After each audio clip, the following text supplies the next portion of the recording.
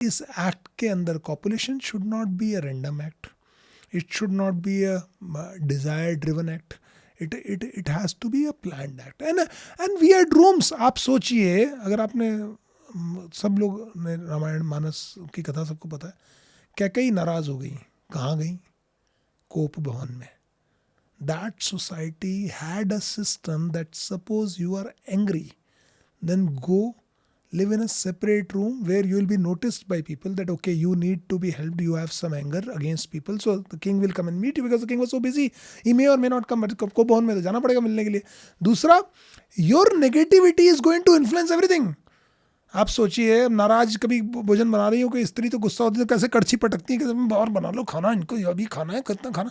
देखा आपने, बड़ा नॉर्मल सा रिएक्शन होता है। So that comes out of anger, so the anger goes deep into your food के रिजल्ट पर। इसी प्रकार से अगर वो एक्ट ऐसा हो रहा है कि आदमी अपने आप को फोर्स कर रहा है या स्त्री उसमें इच्छा नहीं है, जो भी है, तो वो चीज़ का नेट रिजल्ट यही होने वाला है। तो हम लोगों ने तो सोसाइटी ने इस चीज़ के लिए भी द रूम अच्छा सजाया जाता था, अलग जगह बनाया, उसकी उसकी वातावरण कैसी हो, हवा कहाँ से आती हो, उसमें रोशनी प्रकाश की कैसी व्यवस्था हो, ये सब। और शुद्ध हमने मैंने कहा ना, उसको भी हमने पूजा के तौर पे बनाया कि ये जो सृष्टि, बिकॉज बेसिकली आप क्या कर रहे हो, आप इस सृष्टि को क्रिएट, अभी मैं उनसे कहता हूँ इट्स अ बिगर कॉज।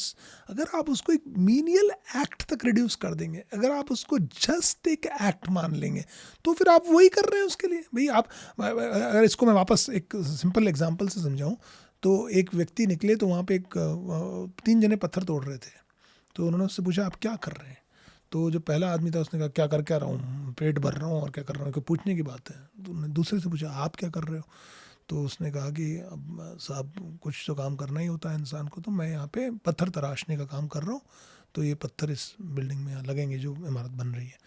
तो तीसरे व्यक्ति से उन्होंने पूछा कि तुम क्या कर रहे हो? वो भी पत्थर ही तोड़ रहा था। वो खड़ा हो गया और उसके आंख में आंसू चल गए। वो बोला यहाँ एक भव्य मंदिर बन रहा है, मैं उसके लिए पत्थर तराश रहा हूँ, और ये पत्थर अमर हो जाएंगे, मेरे लगाए हुए पत्थर इसमें लगेंगे, मैं उसके लिए कोशिश कर रहा हूँ। Same people, same act, but all three had a different concept of that.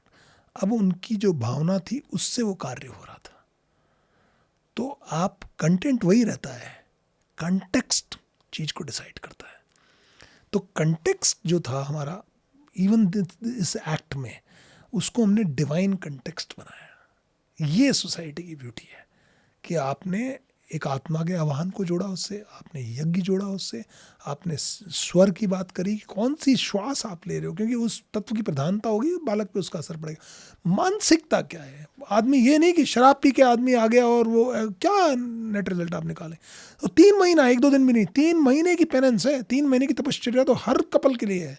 तब जा करके तो वो आत्माएं आपके आसपास इकट्ठा होना शुरू होती हैं। अगर आप रोज किसी सड़क से जाएं और वहाँ पे फूल खिलने शुरू हों और रोज आपको वहाँ फूल मिले, तो फिर आप आदत बना लेंगे, यहाँ बड़ा अच्छा दृश्य मिलता है, मैं यहीं से होकर निकलूंगा। तो इस प्रकार से आत्मा, जो परिष्कृत चेतनाएं, वो आपको घेरा लगाती हैं, फिर वो ढूंढती हैं। और एक स्वामी जी को मैं भी सुन रहा था, उन्होंने बड़ी अच्छी बात कही। उन्होंने कहा हमसे कई चेतनाओं ने ये कांटेक्ट करके कहा कि हम जन्म लेने को तरस रहे हैं, और इसलिए तरस रहे हैं कि हम मानव जाति को दिशा दिखा सकते, लेकिन स्थितियां ऐसी नहीं है। वो गर्भाधान पे बहुत अच्छी बात बता रहे थे। तो उन्होंने कहा अगर नाम आनंदी, मतलब जो नाम जप करते हैं, योग, मैंने आपको बताया, योग, मेडिटेशन, जो भी हमारे अच्छे चेतना को ऊर्ध्वन्मुखी बनाने के जो भी संस्कार हैं वो करें, तो बोले हम तैयार हैं। So the child who has come to your womb is, you think it's your child, it's okay, we all think like that because that's part of our learning, but the fact is the consciousness in that particular child has actually come here to serve a larger purpose. That was Shankaracharya, that was Vivekananda, that was Aurobindo. So many people we have had. मतलब हम ऐसे ही थोड़ी भारत भूमि जो है हम इसकी बात करते हैं कि ये इसलिए नहीं है कि यहाँ कोई अलग से पेड़ होते हैं, यहाँ कोई अलग सी वायु। ये जलवायु जिसकी मैं बात कर रहा हूँ, वो इस मिट्टी का जो जलवायु है, वो जलवायु इसकी आध्यात्मिक चेतना का जलवायु है।